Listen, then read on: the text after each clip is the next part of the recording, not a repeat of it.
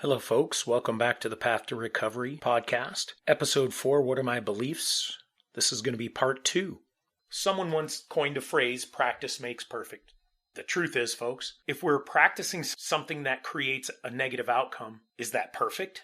For us to free ourselves from our addictions or our issues or our behaviors, we need to practice what relieves us from those negative outcomes. Recognizing the moments that bring us towards an unhealthy path is the practice of knowing what our beliefs are with regards to that moment. We can then reflect on whether our thoughts adhere to our beliefs in that moment and then adjust accordingly with our healthy desires. A desire is based on a belief that something we want is attainable by us somehow. A healthy desire should be something that can benefit all, not just ourselves.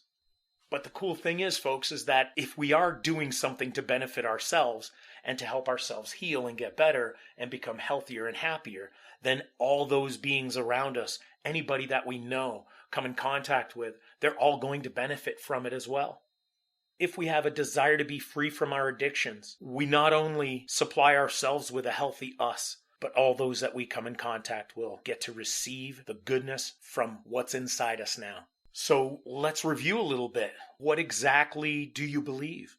Do you believe you deserve to be sober? Or do you believe that you should suffer?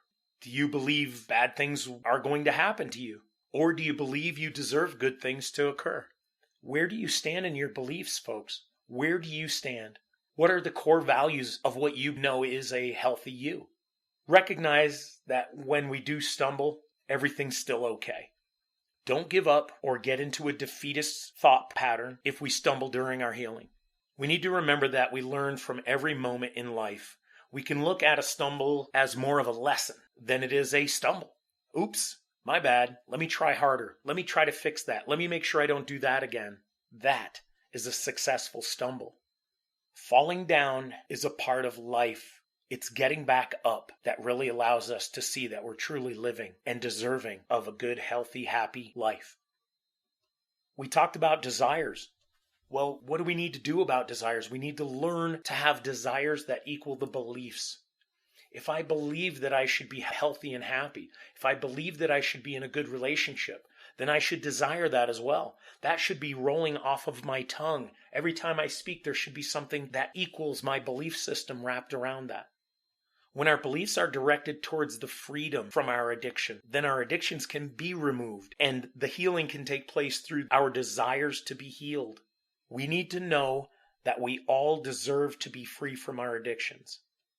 So let's try and work on negative beliefs.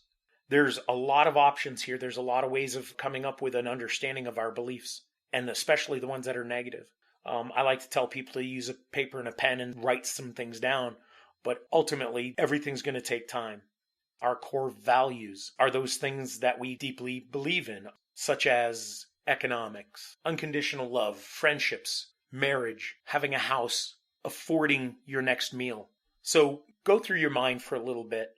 Find one negative belief that you have, and we should focus on that. We're going to run through a quick example here. I'm going to choose friendship. So in my mind, I believe that a friend is loyal, trusting, somebody that listens to me, and someone that's going to be there for me when times get hard or even when times are exciting and wonderful.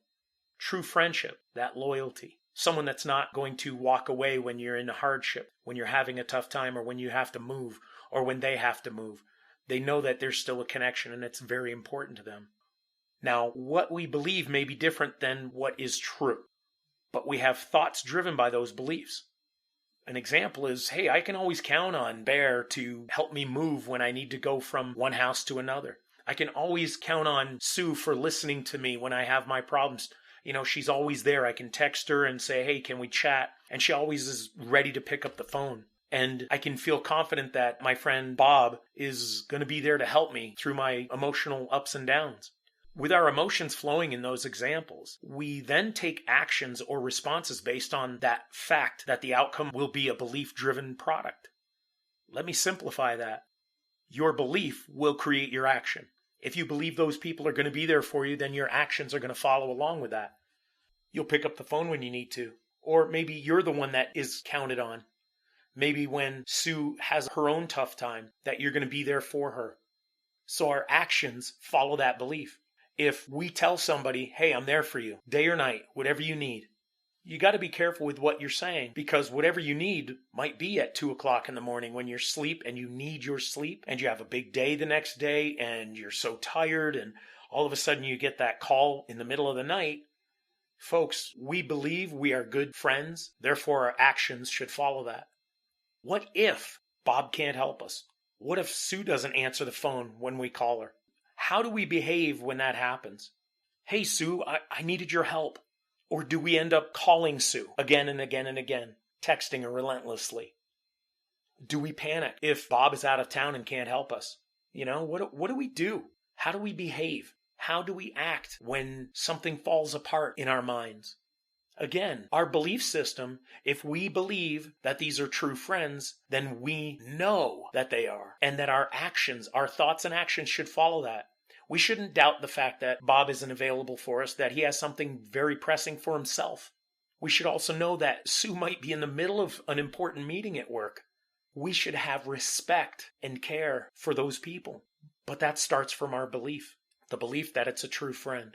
The belief that we can count on them. That our moments will be okay as long as we can make it to the next moment. So if somebody doesn't help us when we call them right away, if somebody's not there for us as they used to be, does that mean our life is going to shatter? No, it just means we need a little extra patience to be able to deal with that. So our actions or our responses are exactly why we need to really work on our belief system. It's so that we can ensure that we're guided by the truth in our healing process. Masking something that is false with something that makes us feel better is living a lie. Covering up our hurt, our pains, our problems with words that create a more acceptable emotion rather than finding the truth behind the emotion creates more false results. And it brings us to a higher anxiety or stress level. And that's not going to give us any healing. So we don't go to that bottle if Bob or Sue isn't available. We don't resort to getting high. We don't try to go out and get that extra gallon of ice cream and eat our way through our misery or our troubles. Another part is, how do we recognize the negative beliefs? So we know we have them, but we've got to be able to recognize it, not only in our practicing and looking back, but also as things happen. And this is something that comes with time. We train our skills to be even better and more effective and quicker. So how do we recognize the negative beliefs? The best way to begin the change is to focus on one negative belief and work repeatedly on it until it's exactly where it needs to be in our happy, healthy life.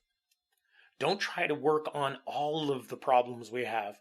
Folks, there's just one step at a time. We cannot look at a mountain and go, I'm trying to get to the top. It's like, yeah, I get it. Your ultimate goal is to be at the top, but you better work on that first step. Because if you step on that frozen ice, it might break. So why not focus on that frozen ice and make the proper step on it? Let's try to work on one step at a time. So keep this in mind.